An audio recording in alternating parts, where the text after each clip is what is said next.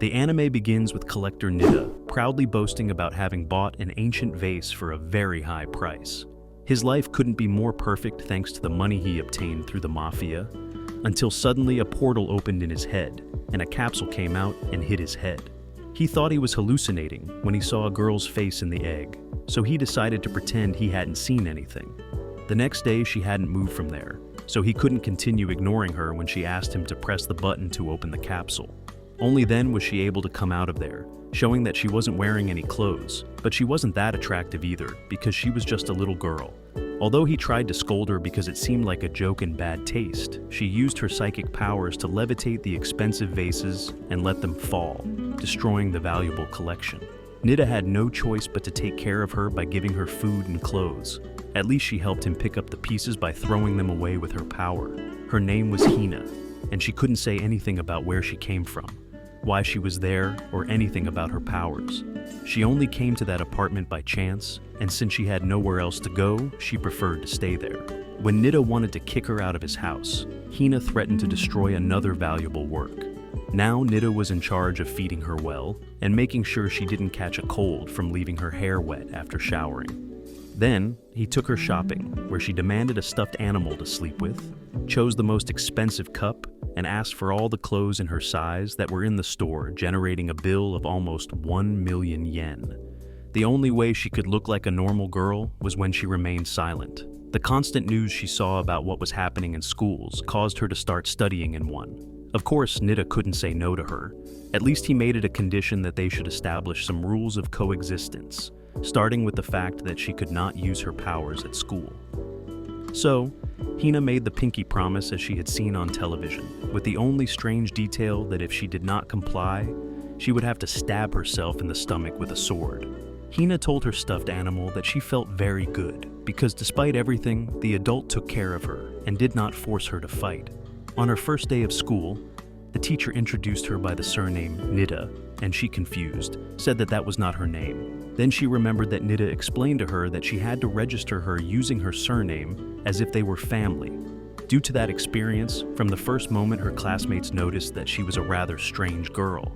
To top it off, all she did was sleep through all the classes. A classmate named Hitomi was the only one who came to wake her up at recess and even wiped her mouth, suddenly feeling a great protective instinct.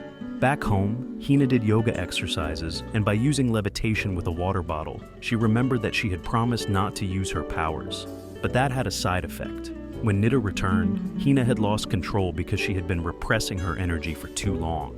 Because of that, she exploded the apartment, destroying all the valuable objects inside. Nida fell into depression, complaining that Hina should have explained that detail to be able to avoid it. The worst thing is that she still had energy to explode again, and Nida did not know how to stop her. Then, she remembered that the president of the organization was having problems with the construction of a hotel under his charge, since they were given very little money to pay a construction company. Without wasting time, Nida took Hina to the place to see if she could remove the trees to clear the land. It did not cost Hina any effort to lift a few trunks. Not satisfied with that, she also had to polish them and leave them perfectly stacked in sections. Nida was too pleased with the incredible result. On the other hand, Hina seemed a little sad to notice that Nida also took advantage of his powers. He wanted to compensate her for her effort, but he had to suddenly return to the office to receive a scolding because the president ended up injured when he was out for a walk with a girl. Because of that, the second in command gave him a gun so that he could take revenge. Nida was very frustrated because if he didn't handle things better, instead of being a yakuza, he would end up being a hitman. Hina followed him without him realizing it, asking him if he had enemies and that she was used to eliminating them. Even so, Nida made it clear that he was not capable of asking her for something like that. She felt happy getting out of the car, determined to help him, since he was the first adult who did not force her to do anything by giving her orders. For that reason, he liked to be by her side. Nida ran scared, trying to stop her before she put herself in danger. However, soon a man flew out the door and everyone else went out breaking the windows, along with all the furniture in the building that was destroyed. Hina handed him over directly to the leader, and thanks to that, Nida was congratulated by the second, since he managed to dismantle an entire gang on his own. Nida wanted to give Hina something as a reward. taking her to eat a huge portion of her favorite food. Although he didn't know how she had lived until that moment, he explained to her that people deserved to receive a reward equivalent to the work they did, so she could eat everything with pleasure. Little by little, Nida looked more like a father preparing his daughter's food before she went to school. In the middle of the street, another portal appeared with a capsule from which a blonde girl came out angry for having hit herself when falling. To top it off, a gang of bikers harassed her for going around without clothes. They didn't imagine that they were going to get beaten up for messing with someone they shouldn't. She was Anzu, and she was only there to look for Hina. Nida heard the rumor of what had happened and knew that Hina was capable of doing something like that. But she spent the whole day with him, so it had to have been caused by someone else with powers. Although she found it hard to believe, she happened to find a girl wearing the gang's uniform who was attacked at night. First, he watched her avoid getting into trouble, and when she tried to leave the place without paying for her meal, Nida prevented her from attacking with his powers by offering to pay the bill himself. Then he followed her, secretly wondering if it was really better to talk to her or leave her on her own. Then, the guys from the gang found her complaining because she had stolen their boss's jacket. Obviously, they got beaten up again, and Anzu took the opportunity to ask them if they knew Hina. Nida heard everything, but just returned home in fear of getting involved, so he didn't say anything to Hina. The next day, Anzu stole food from a store, and rumors of the trouble she caused spread. Since she was in Nida's territory, she had to do something about it. She imagined something like this would have happened to Hina if she hadn't made it home, thinking that she might have saved the world without knowing it. Anzu was desperate because she had to focus on surviving instead of fulfilling her mission. A homeless man informed the mob where to find her, so Nida asked Hina for help. When they ran into Anzu, she told Hina that she was there to eliminate her on orders from the higher-ups. Nida didn't want them to destroy the city with their powers, so she convinced Hina to participate in a challenge and provoke Anzu by forcing her to accept the rules. The challenge was to play rock, paper, scissors, and the winner would use her power to make the other face where she wanted. But Anzu had no way to turn Hina's face in the first round. In the second round, even her best effort didn't work. For the third, Hina won, and with her power she turned Anzu's head so hard that she almost broke her neck. It was clear that her power was terrifying. Then, Anzu pulled out a lock of her hair. Although Hina suffered from pain, in the end, Anzu would use that as proof that she had eliminated her so that the higher-ups would leave her alone. But before she left, Hina invited her home, showing that she had changed a lot since she was there. They played video games, ate something delicious, and fell asleep watching television, while Nida had to take care of the mess they left behind, accustomed to her role as caretaker. Both said goodbye with the promise of not seeing each other again, to better pretend that Hina was eliminated. However, when Anzu tried to use the capsule, it seemed to have been damaged, and he had nowhere to go again. Nida tried to resume his life as a Casanova, asking out Utako, the owner of the bar. But she rejected him, seeing that he was accompanied by Hina. He told the girls at the escort club that women had not been approaching him lately. It turned out to be because of a rumor that he was trying to spend more time with his daughter. Nida couldn't believe that his life as a womanizer had been ruined by something like that. He returned home so angry with the culprit that he didn't even make dinner, but instead gave her a canned tuna.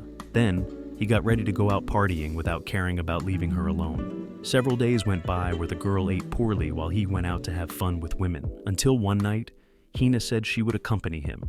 Nida ran out to avoid her, but she was already on the subway when he was about to get on. Luckily, she dodged her at the last second, and Hina had to leave for school angry because she was being avoided. Hitomi found out about the situation and was forced to accompany her to follow Nida to help her avoid the distractions she couldn't resist.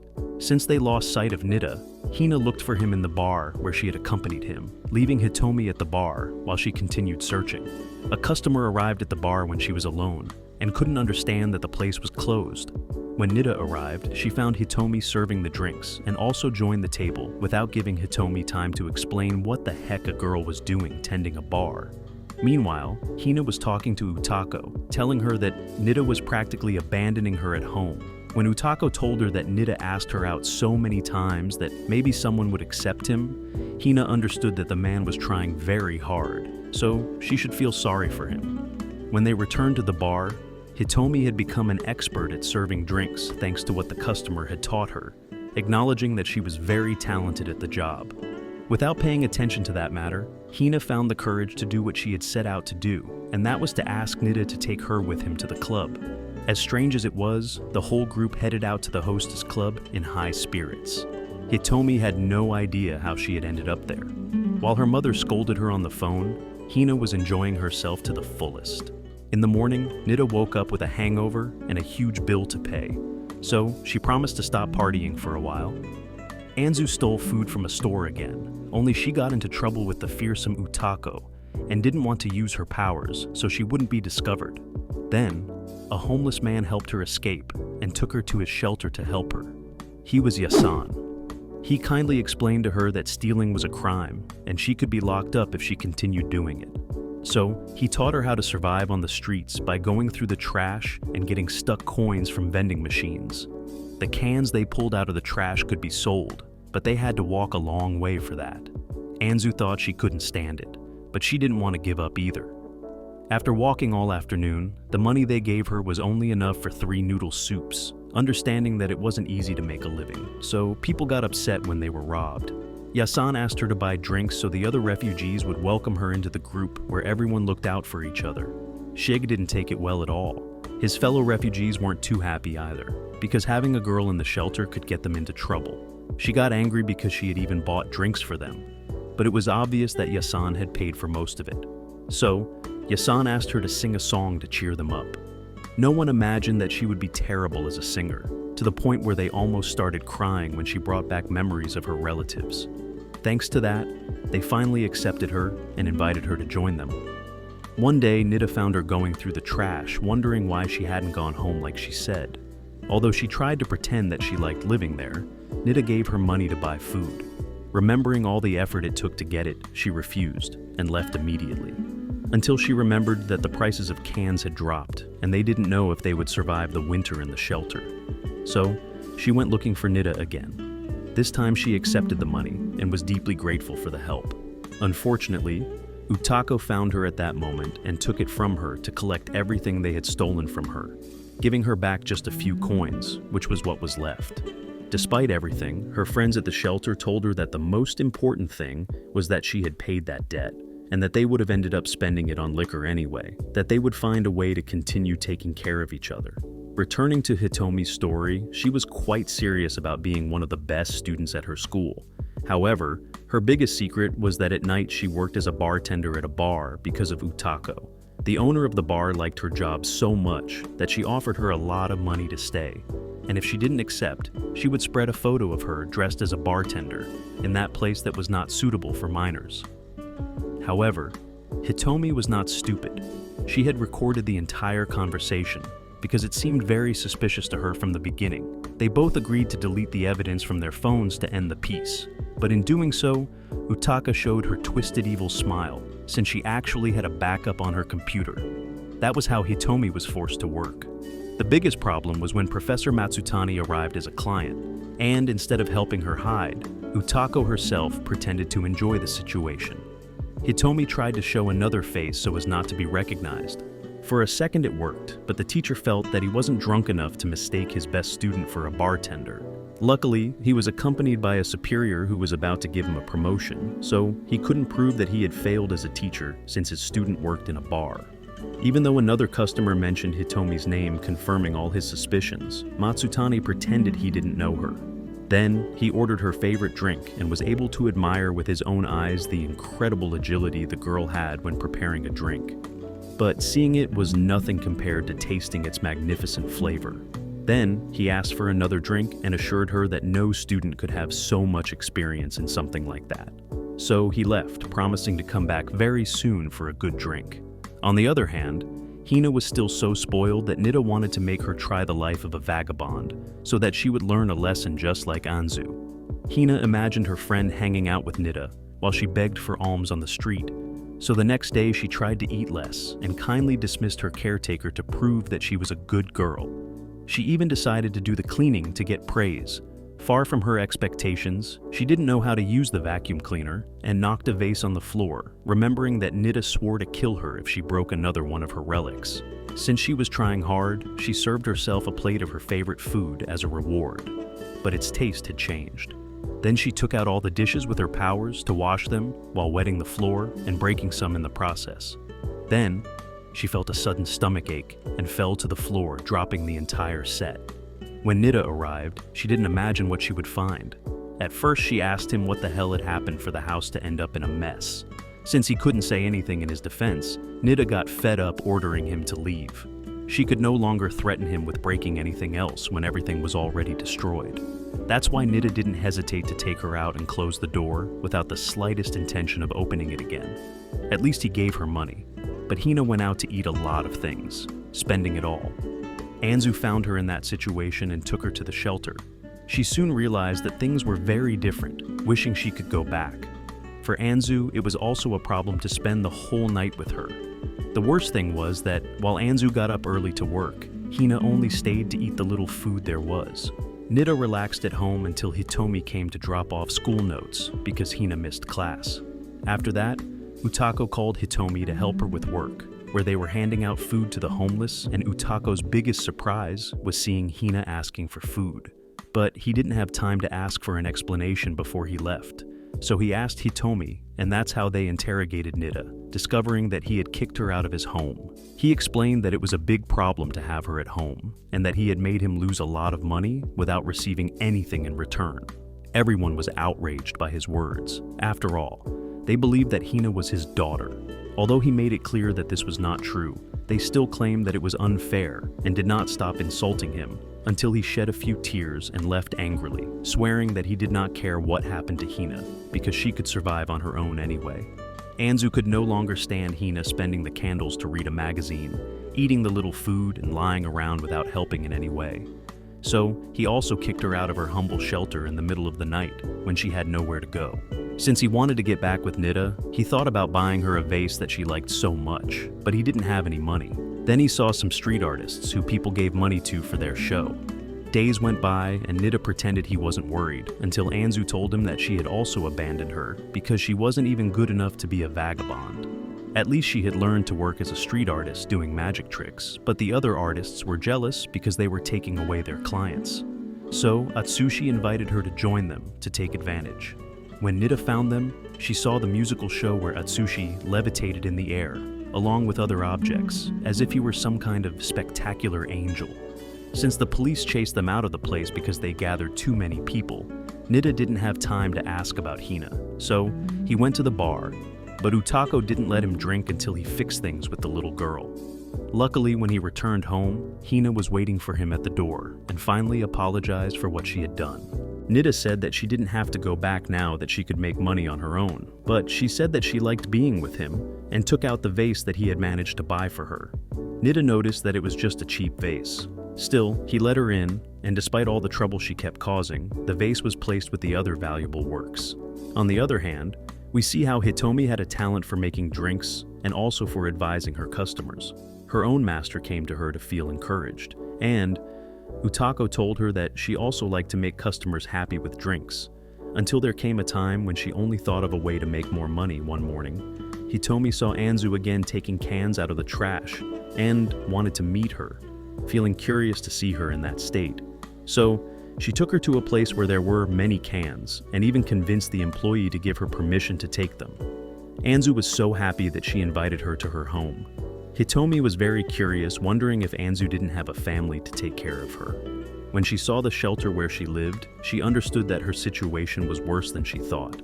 And despite that, Anzu gave her a bowl of ramen as a thank you for the cans. While listening to her talk about how little she earned selling cans, Hitomi pretended that she also earned little, so as not to make her feel bad, but she herself was not able to eat the ramen that was so valuable to someone like her.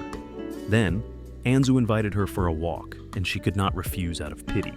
However, she was very tired from working all night and ended up falling asleep standing up. Another day, Shig taught Anzu how to play with strings, and she ran to show her new talent to Hina, but got angry when she said that video games were better. After all, Anzu did not have money for that. No matter how much she searched and worked, she was unable to gather enough to afford luxuries. So, she discovered another way to make more money by looking for old appliances and asked Hina to help her get them. It didn't take long for them to find some discarded televisions, But when they took them to Yoshida, he said that they were worthless because they were too old. Anzu promised that she would find an LCD television like the ones Yoshiba liked. So, she searched and searched without stopping until Hina was already too tired. So, she called Hitomi to help them, discovering that the three of them already knew each other before. They continued searching while Hina just slept in the grass. Then, Hitomi called her mother, reminding her that she had decided to throw away a television that they had stopped using, and she herself took it to a nearby place to pretend that they found it on the street. But a policeman discovered her and took her to the station to scold her, explaining that she should not leave trash anywhere. She did not want to tell him the truth, because it would sound very strange if she helped a homeless person like that. In Hina's case, when she saw a TV store, her best idea was to ask Nida for money to buy one, without explaining the reason. He gave it to her without any problems, so that she would let him drink in peace, and also gave her the card so that she could buy him a camera. Yoshida wondered if it was some kind of trap that they were bringing him a brand new TV.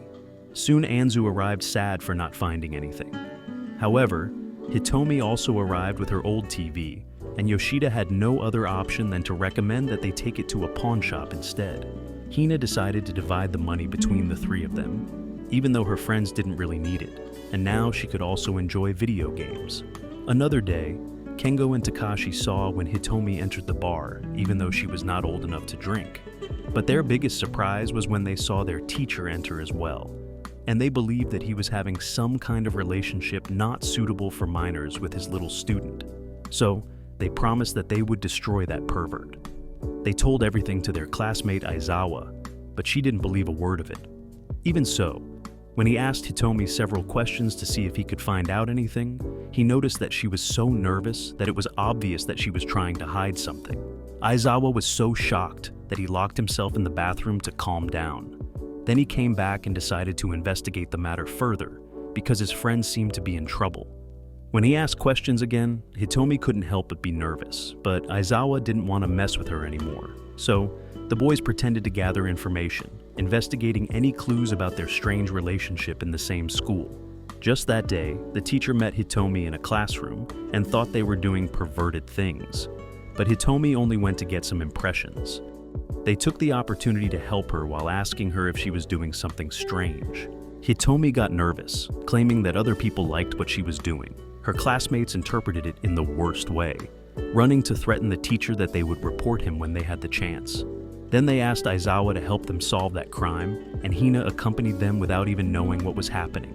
Everyone saw when Hitomi entered the bar, but Matsutani was nowhere to be seen. Then they thought that maybe their friend was selling her body to different men, and the next one to arrive was Nida, so they made fun of Hina, telling her that Hitomi would be his new mother. Aizawa couldn't stand it, so he went in to find out what was going on, only to be shocked when they saw that Hitomi was working as a bartender. With no way out, Hitomi pretended she didn't know them, but there was no way to fool them, so she apologized for lying to them, and then Matsutani came in, explaining that she wasn't the real Hitomi, proving that he was a complete idiot. Another day like any other, Nida let Hina answer the house phone, but when he knew it was her mother who was calling, he had to answer it immediately.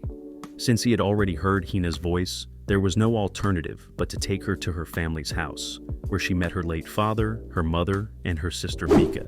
Hina told them that she was a minor, and since her father ended up in prison, Nida was taking care of her and had behaved very well with her. However, when they asked other questions, Hina only knew how to repeat the same thing they had already practiced.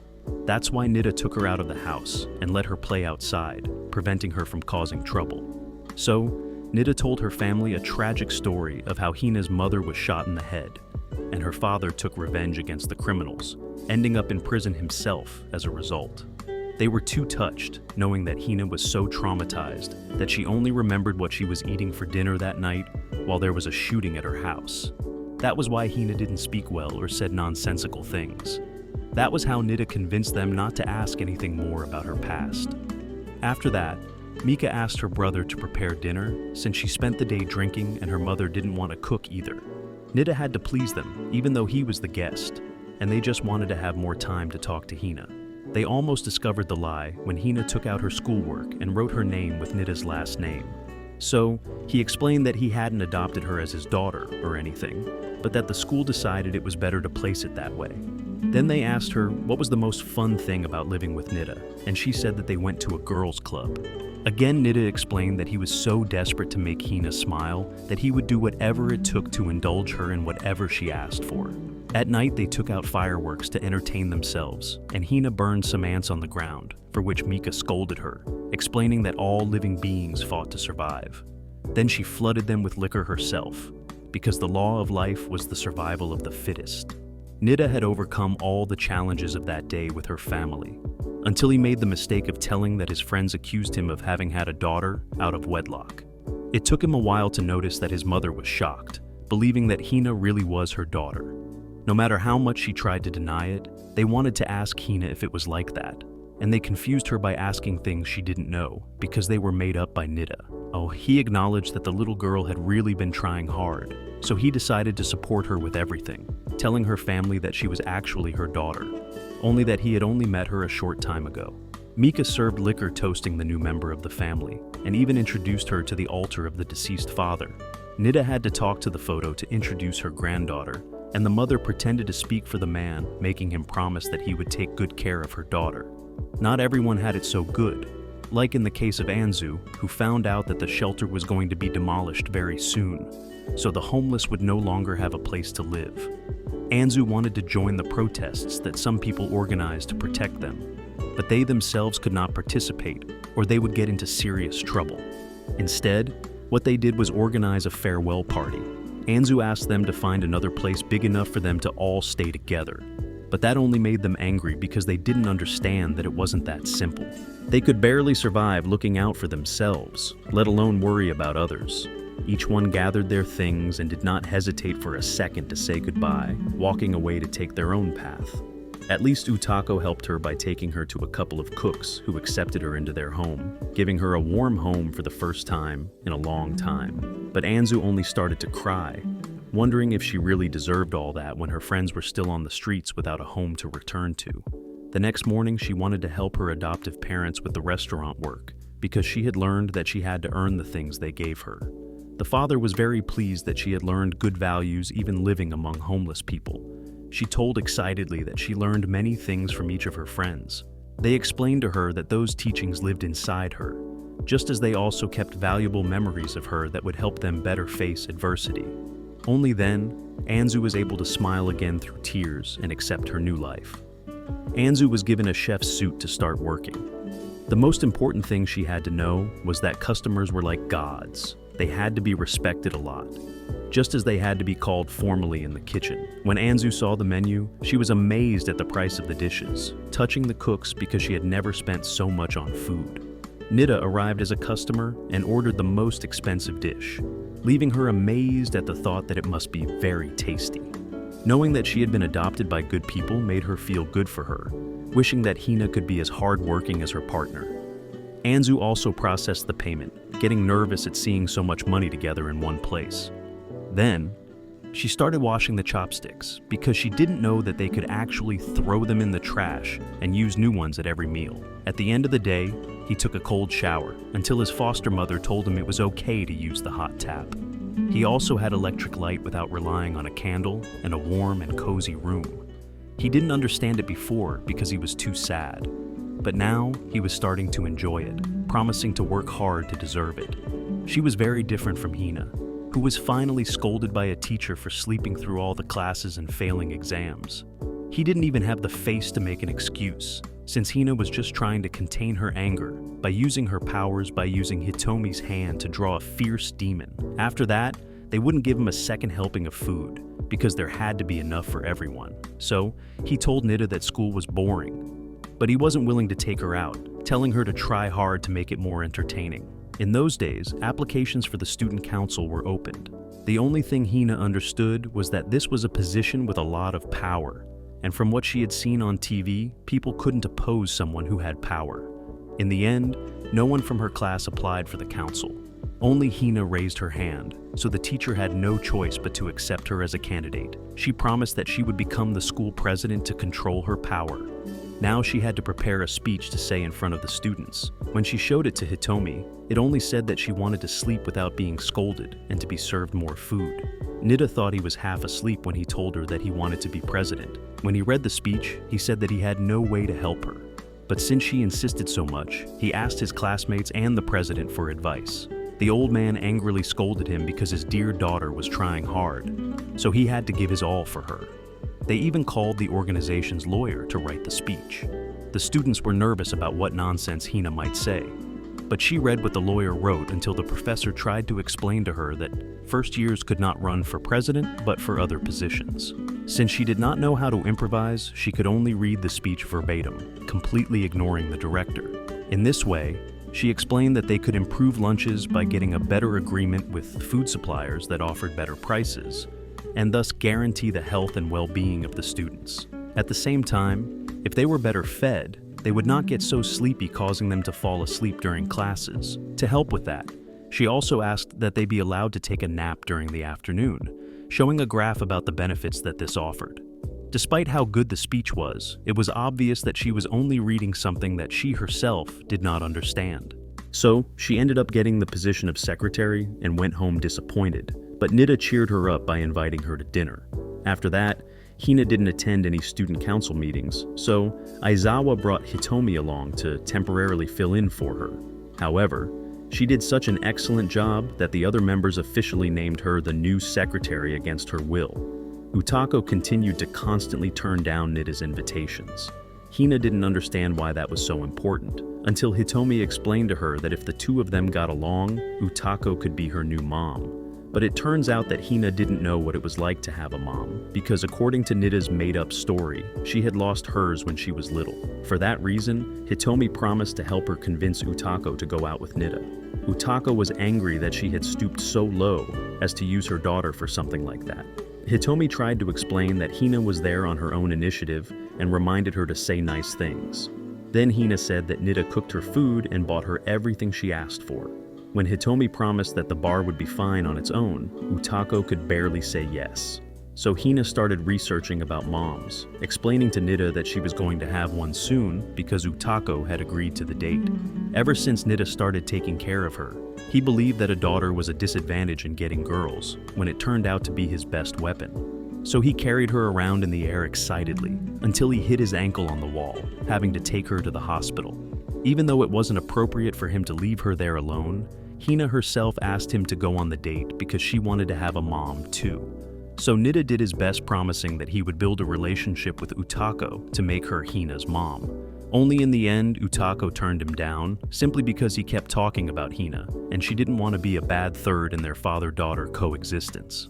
The incredible thing was that after that, Hina left a farewell letter because she had to return to her place of origin, and she didn't have the courage to tell Nida in person. A futuristic woman appeared in an alley. When Anzu saw her eating at the restaurant, she recognized that it was Ikaruga, a security officer of the organization that created her. Anzu thought she could finally return home, but since she never reported back, she was discharged and her records were deleted. Ikaruga's true mission was to study Hina's behavior in the new environment where she found herself, after she was discarded for constantly losing control of her powers. Although the task seemed easy, when she remembered how fearsome Hina was, she wanted to abandon the mission and leave. After all, Hina destroyed her necklace and an entire city when she got out of control, so it was impossible to stop her if she resisted. Then, Anzu told her that she was now behaving normally, after she started living with a man who adopted her as his daughter, seeing that Hina had even accidentally broken her leg. Ikaruga wondered what kind of person Nida was to subdue her, being more amazed to see that Hina even respected the traffic light, instead of sending flying all the cars that prevented her from crossing the street. She also paid for what she bought, threw the trash where it belonged, and interacted with other human beings like a normal person. Since she successfully passed the first level, they moved on to the next one with a difficult challenge. Ikaruga bought a dog and left it near the road, where she passed to see if Hina would hurt it. However, what she did was put an umbrella for it so that it would not get wet in the rain. The problem wasn't just that Ikaruga had to keep the dog, but the test said that if she passed by more than 90%, Hina had to return home with her. One day Hina used her powers at school without noticing that Mommy had discovered her. At first she was excited, until she remembered that there was a dangerous organization that supposedly developed people with superpowers. So, She decided to start her own investigation, leaving a note of mourning in case she was eliminated for getting involved in something dangerous. After much thought, she simply asked Hina herself if she was a psychic created by the organization, and the foolish girl said yes without hesitation. She was angry because she was going to be punished for being discovered, but Mommy told her that she only happened to see her using her power and that she should spare her life. They then became friends because Mommy was very excited about the subject of powers and asked her to train her to see if she could also awaken hers. Obviously, it was impossible, but she was so insistent on staying until she succeeded that Hina lifted some rocks, pretending that Mommy had done it so they could leave once and for all. To make it more believable, she explained that she could only use her powers when Mommy was present because no one could know about it. Still, Mommy was eager to show off her new ability, so she took advantage of Hina's sleep in the classroom to tell everyone about her new ability and demonstrate it using an eraser. She tried again and again just as she had learned, making a fool of herself in front of all her classmates. So, she left there embarrassed and was never seen again. After Hina's leg was healed, Ikaruga came to tell her that she was there to take her home. Although she was afraid of being attacked, Hina obediently accepted, saying that if she didn't listen, her head would be cut off, because she hadn't even realized that she herself had destroyed the necklace that held her prisoner. Hina didn't know how to tell Nida, she couldn't find the best time, and she shook herself nervously in the air. So he took her to the hospital worried, but her health was perfect. Then he invited her to take a vacation. She hugged herself floating in the air and could barely tell him that she had to return to her place of origin. Instead of being surprised, Nida grabbed her jacket and took her to eat her favorite dish because she had to enjoy before leaving. Then he took her to the place where they were going to say goodbye. He confessed that it had been a bother, but that he still liked living with her. Hina thanked him, showing that she had matured a lot, and left. Only when she met Ikaruga, she explained that she needed the capsule in which she had arrived in order to return. Well, it turns out that Nida tripped over it and threw it in the trash. So Hina ran back excitedly and hoped to give Nida a surprise.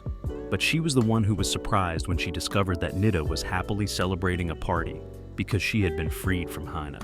In view of the situation, Ikaruga ordered a new capsule to be sent to her. Only the person in charge of doing so threw the 2 capsules she had in the sea when she accidentally fell on a desert island. Mao was another girl with superpowers, thanks to which she managed to survive on the island. But that did not prevent her from crying out of sadness for being alone. Then, she grabbed 2 coconuts and put a wig on them, pretending that they were her friends to talk to them. 12 days later, she learned to dress up using leaves from trees. She also built a cabin with logs, and they had fun hanging out. So, 18 days, 25, 63 days of fun went by, pretending that she was just on vacation with her dear friends. When 3 months passed, the coconuts already had doll bodies, but Mao was tired of surviving in that place. When his patience ran out, he grabbed the 2 coconuts and ran through the forest and threw them far away to vent his anger. The next day, he boarded a log raft and sailed aimlessly to China. Meanwhile, Nida had to meet up with his old partner Naito, who was so aggressive that he spent some time in prison and had given him a scar on his forehead by hitting him with an ashtray. Aside from that, the president fell into a coma because of Hina, because she told him that he smelled old. Now the second in command wanted Nida to help him become the new president, but Naito also wanted him to help him get the promotion he deserved after dedicating his entire life to the organization. Seeing himself threatened again by the ashtray, Nida could only kneel down explaining that he did not want to cause an internal conflict. Somehow he managed to convince him just before the president woke up from the coma. Hina accompanied Nida to apologize to the old man for his bad comment about the smell. When they said that he had to choose a successor, Hina asked to be explained what the matter was about, and, after understanding it, she told the old man that Nida should be the new president. He accepted without a second's hesitation, pleasing her like a spoiled little granddaughter. Then, Sabu immediately sent a message informing his boss. But Nida scolded the old man for making such an important decision lightly, just to please a little girl. The old man accepted, now naming the second as his successor. But now Sabu did not know how to explain that he made a mistake by sending that message. The second and Naito were furious, feeling betrayed by Nida, swearing that they would make him pay with his life. they soon locked him in a barrel full of cement, even though he tried to explain what had really happened, while Sabu vomited from nerves over the disaster he caused. Then, the president arrived, angry because Nida took it upon herself to do the right thing, and they paid her that way. Since they were so embarrassed, the second promised that he would give her the most important position as a thank you for everything she did, and everyone celebrated Nida's new promotion, while he was still trapped in a barrel. Hitomi told Hina that she should celebrate too. For that, she asked for advice from all her acquaintances, and instead of choosing just one thing, she did everything they told her. She went out to buy everything she needed. She had flowers, a cake, her favorite food, and gifts. When Nida returned, everything was arranged as if it were a funeral. Hina even hid inside the boxes to surprise her, so she still felt happy for her effort. One night, Hitomi was discovered returning late from work. She finally had to tell her mother that she works as a bartender, and she, unable to believe it, was scared thinking that her daughter was doing perverted things. That's why she didn't want to go back home, and Utako told her that she could live on her own thanks to all the money she earned. Nida couldn't help but be convinced. To top it off, they only got an expensive apartment, and Utako forced her to sign the contract so that she would be free from her parents. Since she needed to save up for college, she ended up accepting another job cleaning windows, feeling terrified of heights. The other clients of the bar kept offering her one job after another, and she didn't have the ability to reject them, even though the co-workers of a company said horrible things behind her back. She also couldn't stay awake in class because of tiredness. She continued working at the company despite being bothered until she won the heart of her advisor. Then, one night as soon as she opened the door of the house, she fell asleep in the entrance until the next morning and started crying because she didn't know how to say no to anyone, not even when they planned a party at her apartment.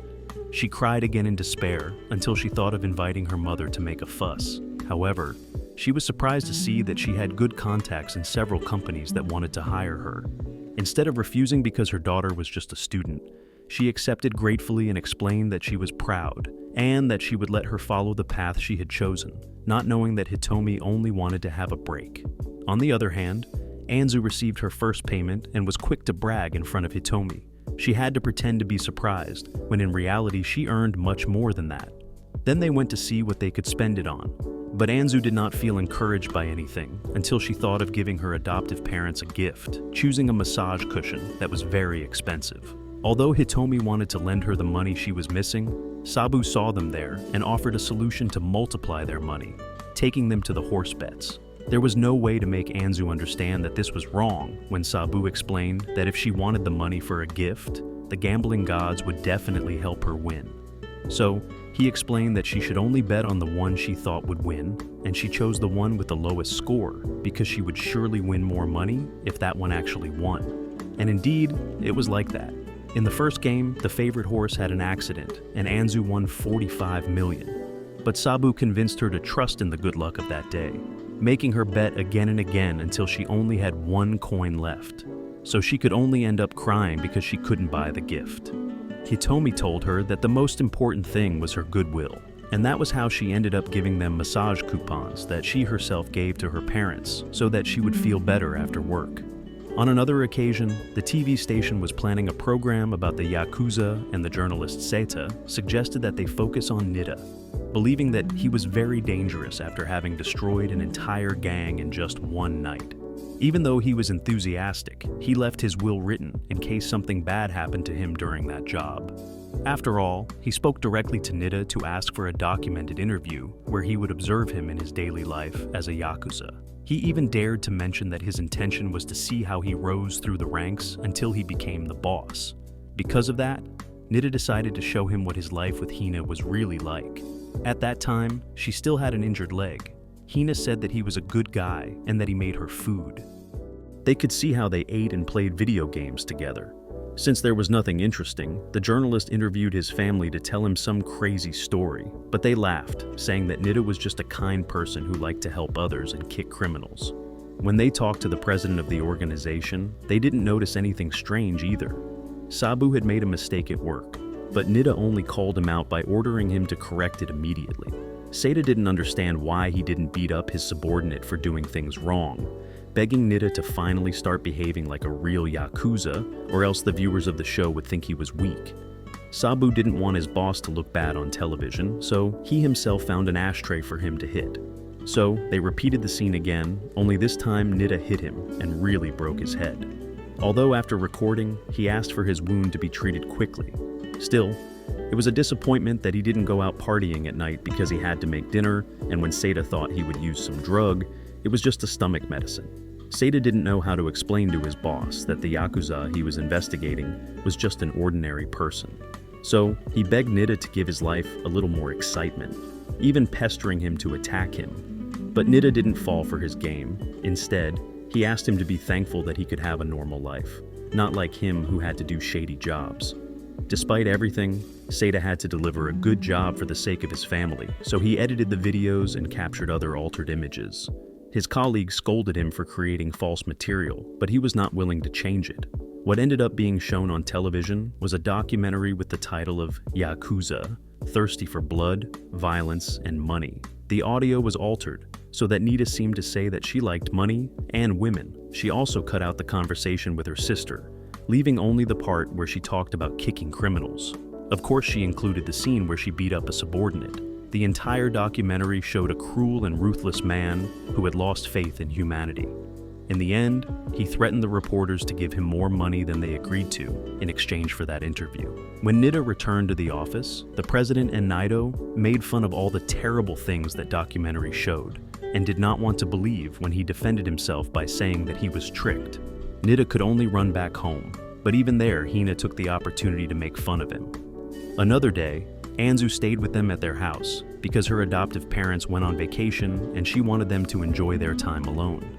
Nida asked him how much he had to pay to exchange her for Hina. Her desire to do so grew more and more as she saw that she helped serve the food and even washed the dishes on her own. So Nida began to teach her to do other chores because she wanted to surprise her parents with everything she had learned. It was impossible not to compare her to Hina because they were completely different. In the end, Nida cried out in frustration, feeling envious because the restaurant owners had such a good girl and hers was a troublemaker. So she wanted to help her remember when she herself was also more aggressive and impulsive. The difference between the two was that they experienced different things. So she took Hina out to have fun to remind her how to be a spoiled girl.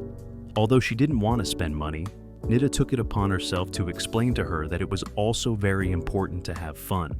Her intention was to bring out Anzu's evil and conceited side. Instead, what she did was enjoy the girl's contagious joy. As the day progressed, Nida kept waiting for him to throw a tantrum, asking for more and more things, trying to convince her that he could be selfish. But she made it clear that she couldn't have fun without him, making him give up and start enjoying what it really meant to have a beautiful daughter. That's why he was disappointed when he had to say goodbye, and now he had to go back to taking care of the problematic Hina. The last straw was that he got a call from school to inform him that she had gotten lost in the mountains. At least she wasn't alone. She and Hitomi, Kengo, and Takashi made giant snowballs building an igloo to take shelter from the cold. Hina took the situation lightly. Only when Hitomi told her that they had nothing to eat, she understood that being lost was really horrible. While everyone was thinking about saving energy to survive, Hina only thought about food. When Hitomi said that if no one rescued them, they would lose their lives, Hina went out saying that she was going to the bathroom. When she came back, she said that she had seen a light, but no one else saw it, so they thought she was hallucinating. Then, she asked them to keep her secret, explaining that she had superpowers that allowed her to rise through the air. Her friends thought she was already losing her mind, so Hitomi slapped her and hugged her, reminding her that they couldn't waste their energy walking towards an imaginary light. She got upset and went back out to show them that she could really float in the air. At first they thought they were going crazy too, until Hitomi checked it out for herself. Now that Hina could use her powers to get help, everything lost its meaning when she fainted from hunger. It was only the next day that she managed to wake up again. So, her friends asked her to close her eyes and pretended they were in a restaurant with delicious food, stuffing a piece of snow into her mouth. But Hina didn't have enough imagination to replace the food with snow. Hitomi pretended she was eating too until her brain froze, but she said she was only affected by the wasabi. No matter how hard she tried, it was impossible for Hina to fill her stomach with her imagination alone. By the time the rescuers managed to find them, they had built a giant yuki matsuri, and they appeared to be the ginger. After such a scare, Nida was thankful that nothing bad had happened to Hina. After all, he had actually grown very fond of her. That's how 3 years passed. Atsushi, the leader of the gang that met Hina, arrived in China, where some martial arts masters were giving a qigong demonstration. It turns out that Mao was among them and used his powers to impress people by convincing them to join his school. The boy recognized that they were the same powers as Hina and tried to meet her, but they did not allow him to get close. Mao found a comfortable refuge in that place, and he also built some new dolls pretending that they were his friends. At first, he arrived in a very poor town and traveled on a train looking for a better life, until he caught attention by doing acrobatics in the street. One of the monks heard her talking to the dolls again as if she were crazy and immediately informed his master, since they had to take good care of this girl with incredible abilities. The problem was that Atsushi managed to meet her, telling her that he wanted to develop a new genre of rock combined with magic. So, his band went to study in the United States, but they only taught them cheap tricks. Then he saw the martial arts demonstration that she did on the internet and decided to travel there to be trained by her. She tried to ignore him at first, until he told her about Hina, and Mao got excited because she finally had a lead to continue her mission, promising to teach her qigong in exchange for taking her to Hina. Only the monks weren't willing to let her go, so they had to escape through the window. None of the martial artists had the slightest chance of surpassing Mao's incredible skills. When reinforcements approached, she didn't want them to notice her powers, so she threw Atsushi like a billiard ball. When the master tried to stop them, Mao told him that she had helped him gain many students thanks to the promotion she gave him. The old man accepted that she had already paid the debt for having taken her in and cared for her, but to let her go, she had to pass a test first. Then, they brought out a metal trainer doll that was impossible to defeat, but she faced it without fear and managed to stop it easily, as well as throwing it against the wall, causing it to be destroyed in an explosion. Although she passed the test, the master allowed her to leave with another monk on the condition that they open a branch in Japan and gain many disciples. Now Mao could finally continue searching for Hina.